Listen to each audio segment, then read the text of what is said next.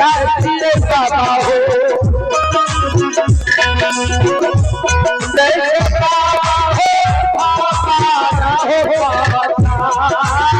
तेरे हो चाचिया हो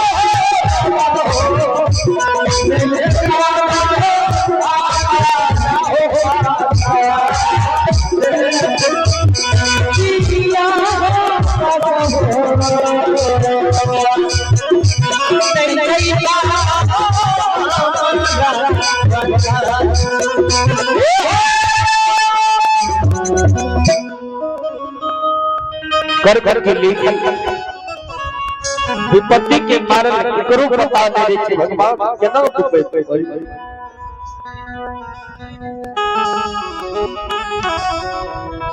यार अमृता बाबा कल का बाबा अगर भावना हो ये हो हम रह जे भाई भगवान अमृता के सरकार बाबा गाय के धोरे भैंसवार ग्राम परोरा में चल गए अब परोरा में बांस के कोई वाला घर बना देके और अमृता का रहे आइए आगू जी के दरबार में आप है यज्ञकर्ता श्री सुशील बाबू साहू जी जो बाबा धर्मराज ठाकुर जी के दरबार में 551 रुपया प्रदान करते बाबा धर्मराज जी के मन के अमृत को पूरा करे माता सरस्वती बाल बच्चे को सद्बुद्धि सत ज्ञान दे भोले भंडारी धन में वृद्धि दे भरे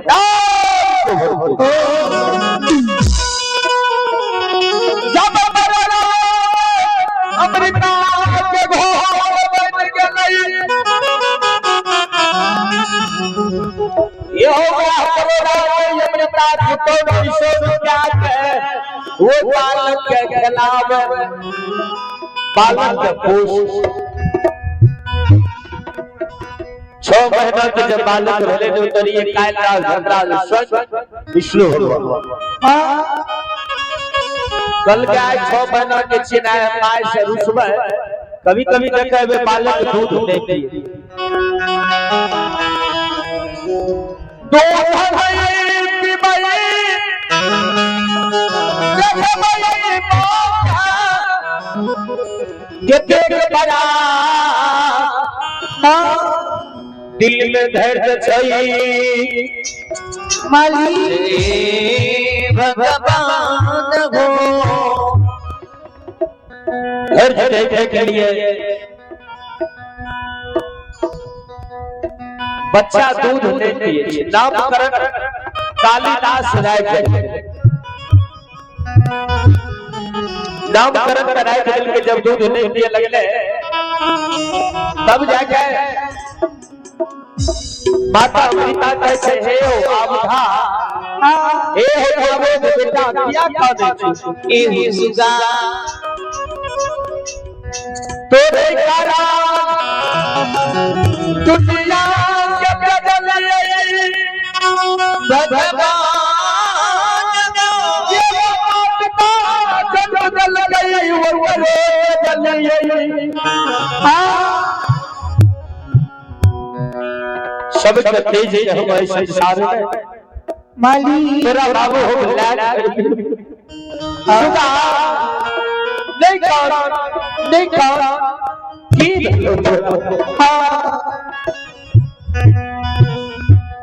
दूध ये क्या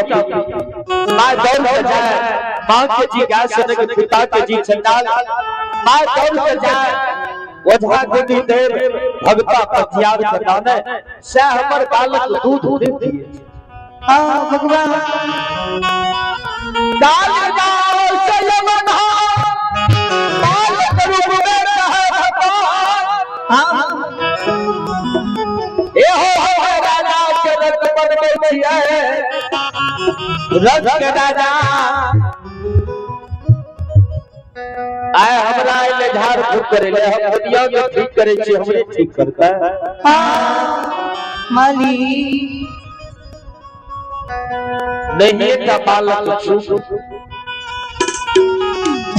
कैलाश बाबू हमारा छोटा सा बालक सब अपना पंजियार झारे के फुके के ठीक करे नहीं भेले ने तब जाके घर भेले बालक के हृदय से लगा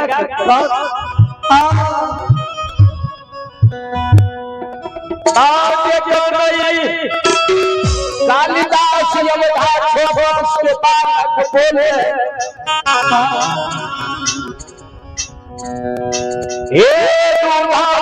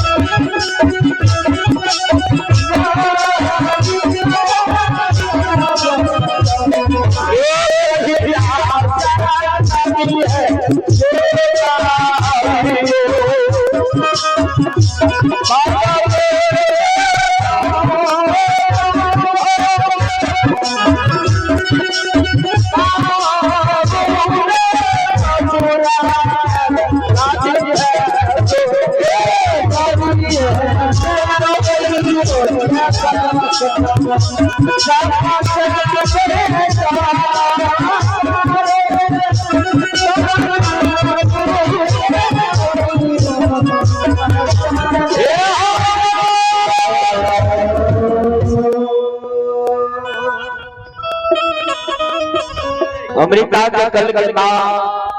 6 महीना के बालक धोती का अनुराग धोती के अनुराग ले कहने भगवान कल के हम कहां से मांग बिजोता दान में कटे चरखा खाता रहे तो कालिदास शब्दा कल के नहरा से मांग बिजोता ससुराल में चरखा खाती है कल के जो ससुराल में चरखा खाती है जगत जननी कल कन्ने हमरा नहरा से ससुराल की वतन से बाबू की करबो हट काल के धोती जभी 6 मास के बालक के धोती दाद कालिदास बाबा जब साल 2 साल के भले ए हो स्कूल में कालिदास बाबा पढ़े हैं आज कुछ गुरुकुल में सबसे तेज और फिर भी विद्यार्थी है जब 5 वर्ष के कालिदास बाबा भेलै नगर बस्ती में गुल्ली डंडा खेलै हे भगवान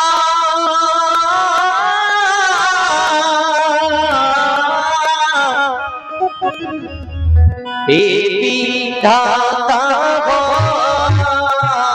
गुल्ली डंडा बाबू खेले 56 करोड़ देवता कल के आप कालिदास सबदा 5 वर्ष लीला रच कलिका युग के कालिदास धर्मराज के नाम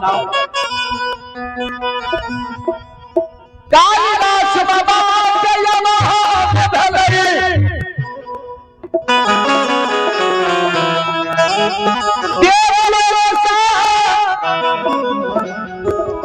ये देवलोक में पागल बिना पान राखल गेलै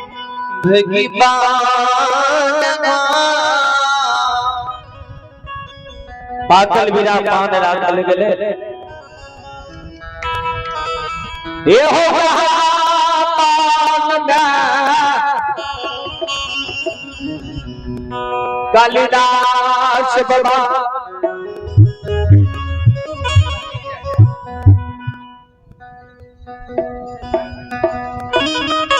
वह में कालिदास बाबा पान के उठा लेके ओती देवलोक जे पान का वाहन ने उल्ली का भाग तोड़ कर दबले वो पान के मरण के बात रही है कि जे क्यों 5 मुरी कमल के फूल सैराम में तोड़ता है काला नाग सरदार पर बैठता है सैराम हाजिर करता है तब देख लो जग अनाथ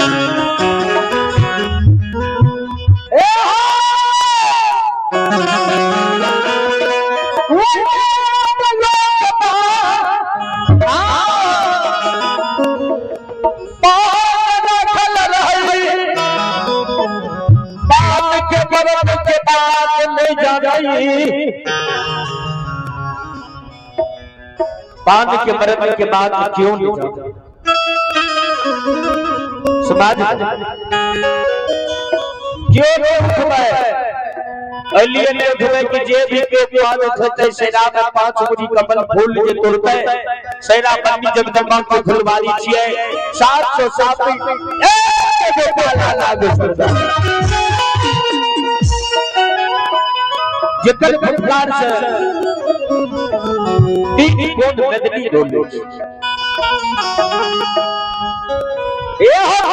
जब क्यों उठल का कालिदास बाबा पुल्ली ने डाल ले उड़ल उड़ाल सतगुरु पहुंच गेलैया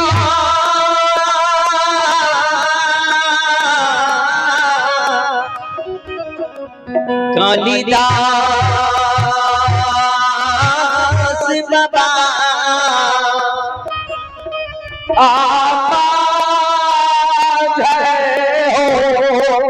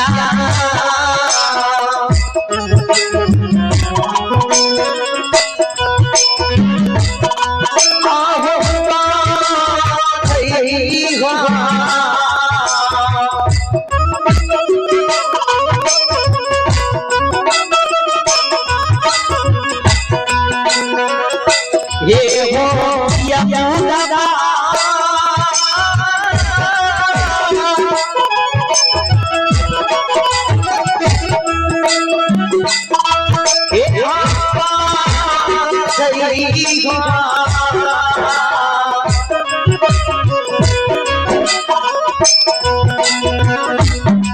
ये वो सब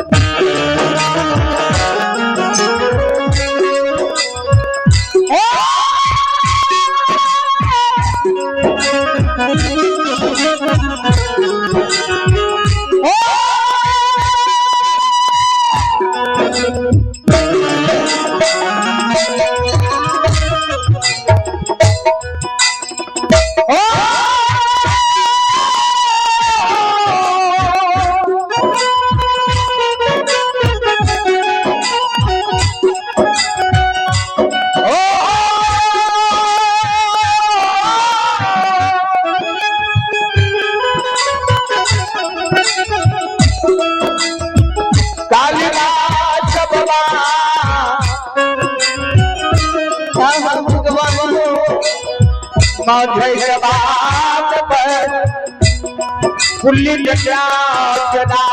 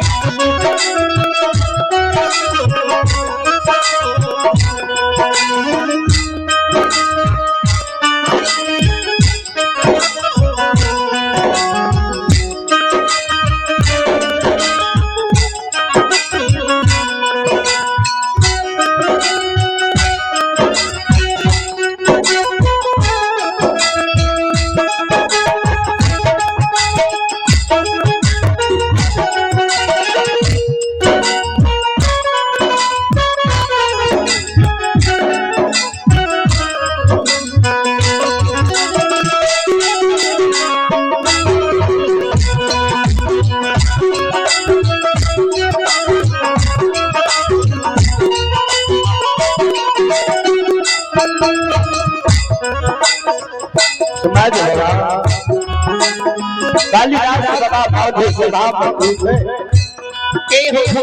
ऐसे भाव में 56 करोड़ देवी देवता वैशल्य किया है मौन मायन से सब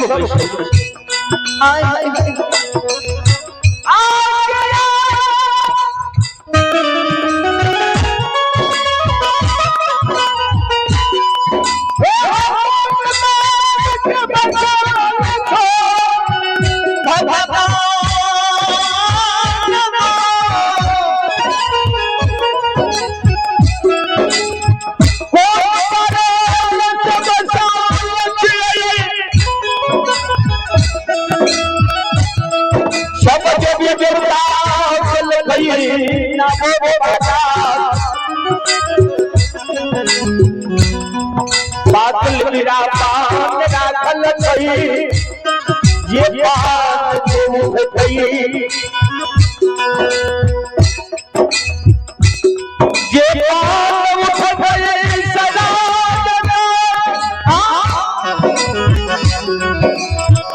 सदा ये सदा करते भगवान आशुरी कमल फूल तोरई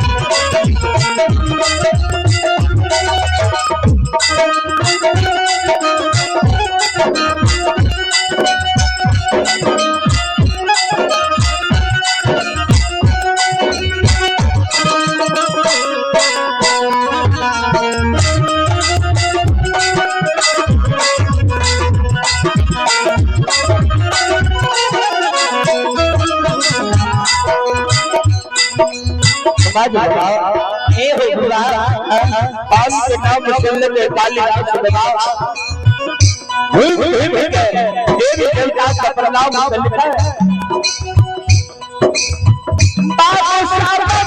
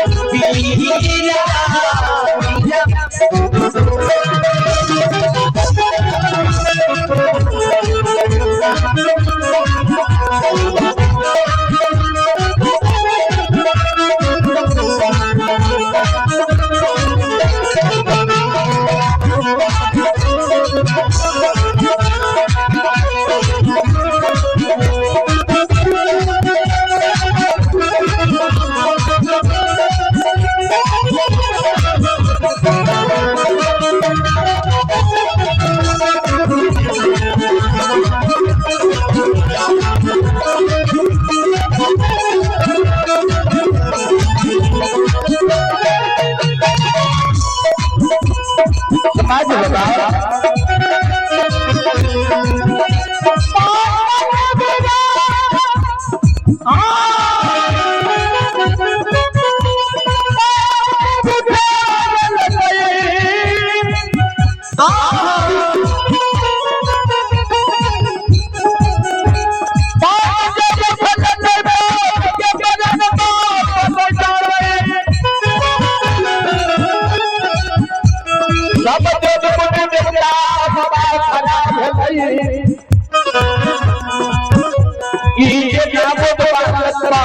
भूल गए बाप के मरण नहीं जान सके बाबू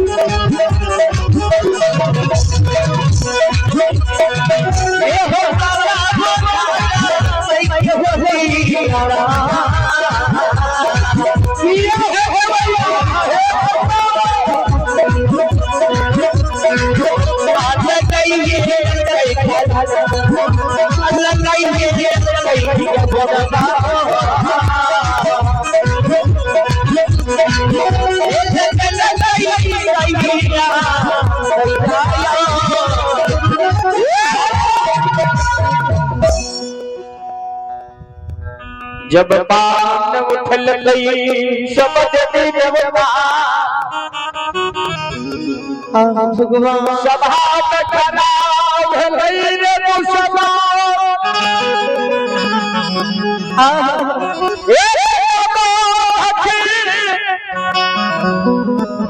पान जे उठली पान के बरात में जागली दुश्मन रे के बात मनिया तेरा भजल को गोटमा आवाज निकला भजल को कितना के मुंह जगतो भगवान। आइए हरि ठाकुर जी के दरबार में आप है हमारे आदरणीय पूज्य श्री पप्पू पंचारी के माता जी बड़े उदार से 51 रुपया